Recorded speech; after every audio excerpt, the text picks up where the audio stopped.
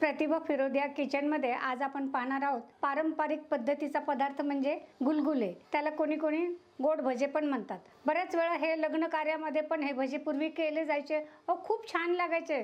तिखट भजे त्याच्याबरोबर गोड भजे, शिवाय आखाड जेव्हा तळतात तेव्हा आखाडमध्ये पण हे गोड भजे केले जातात। बऱ्याच ठिकाणी सणावाराला पण हे आवर्जून गोड भजे किंवा गुलगुले केले जातात।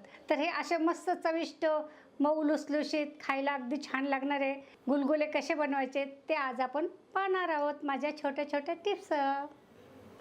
मी नेहमी जी भाजीची वाटी दाखवते ते 1.5 वाटी पाणी मी गरम करायला ठेवलेलं आहे आणि त्याच वाटीने आपल्याला 1 वाटी गूळ त्यामध्ये घ्यायचा आहे। पाणी गरम झाले चांगलं, हे गॅसवरून खाली घेतले आणि हा 1 वाटी गूळ मी थोडा बारीक करून घेतला म्हणजे ते पटकन पाण्यात विरघळला जातो।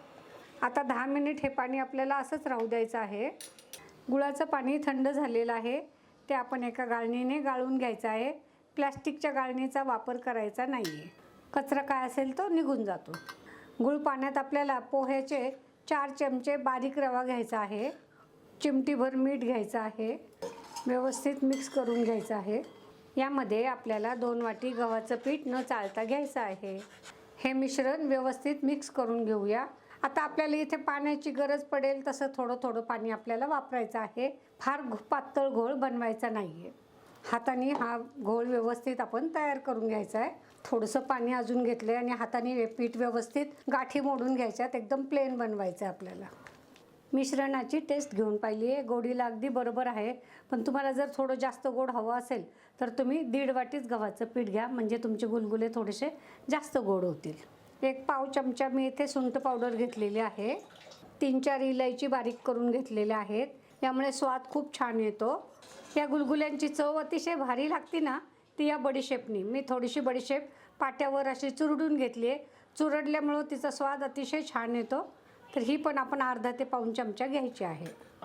अगदी आपल्याला थोडासाच खाण्याचा सोडा घ्यायचा आहे, जास्त सोडा घेतला तर भजे तेल फार पितात।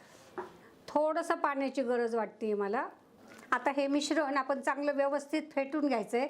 तुम्ही जितकं मिश्रण छान फेटताल ना तेवढे तुमचे गुलगुले मस्त होणार। जितकं तुम्ही पीठ जास्त फेटाल तेवढं तुमचं गुलगुले जाळीदार आणि एकदम मऊ होतात। या पद्धतीचं आपलं पीठ तयार झालं पाहिजे, असं हे सोडून पाहायचं भजा पडतोय का, अशा पद्धतीचं पीठ तयार झालं पाहिजे। आता तुम्हाला हवी असेल तर यामध्ये पाव चमचा खसखस तुम्ही घेऊ शकता, मी पाव चमचा खसखस घेतलेले आहे। गुलगुले तळण्यासाठी मी खोलगट कढई घेतली आणि गुलगुले बुडतील एवढे तेल आपल्याला हवं आहे। आता पाण्याच्या मध्ये हात घालून आपण पहिल्यांदा गुलगुला सोडून पाहूया तेल किती तापले ते। असं पकडायचं आणि असा हा गुलगुला आपल्याला याच्यात सोडायचा आहे। आपल्याला तेलाचा ताव फार पण नको आहे आणि फार कमी पण नको आहे, मीडियम ताव आपल्याला पाहिजे आहे। गॅस मी मध्यम केलेला आहे, तेलाला चांगला ताव आलेला आहे। आपल्याला फार फुल गॅस ठेवायचा नाही आहे, थोडंसं हे गुलगुले तळायला लागले की आपल्याला गॅस मध्यम करून टाकायचा आहे, म्हणजे ते एकमेकाला चिकटत पण नाही, खाली कढईलाही चिकटत नाही। आणि फुल गॅसवर जर तुम्ही गुलगुले तळले तर ते वरून लाल होतात आणि आत कच्चे राहतात। आत्ता माझा गॅस मीडियम आहे, थोड्याशा हलक्या हाताने आपण झारीने टच करूया। 2-3 मिनिटांनी मी गॅस बारीक केलेला आहे आणि आपल्याला असे सतत उलटे पालटे करायचे आहेत, म्हणजे ते सगळ्या बाजूनी व्यवस्थित तळले जातात। आता थोडेसे बुडबुडे कमी होईपर्यंत आपण हे तळून घेऊया। आपल्याला या रंगावरती गुलगुले तळून काढायचे। तुमच्याकडे असा झारा असेल तर त्याचा वापर करा, म्हणजे ते पटकन तेल निथळून येतं। ताव जास्त आल्यामुळे मी गॅस बंद केला आहे। तुमच्या आवडीनुसार आता तुम्ही छोटे मोठे गुलगुले करू शकता, शक्यतो गोल गोल गुलगुले सोडायचा प्रयत्न करायचा। गुलगुल्यासाठी आपण जेव्हा हे पीठ भिजवतो तेव्हा ते 10 मिनिटं भिजू द्यायचे, म्हणजे त्यातला रवा छानपैकी फुलतो आणि गुलगुले एकदम मऊ मऊ आणि स्पॉन्जी होतात। गुलगुले फार मोठे बनवायचे नाही, कारण खूप मोठे केले तर ते आतमध्ये कच्चे राहू शकतात। कढईत जेवढे गुलगुले बसतात तेवढे सोडायचे, जास्त सोडले तर ते एकमेकाला चिकटू शकतात। तुम्ही पाहू शकता फुलून अगदी आपले गुलगुले मोठे होत आहेत।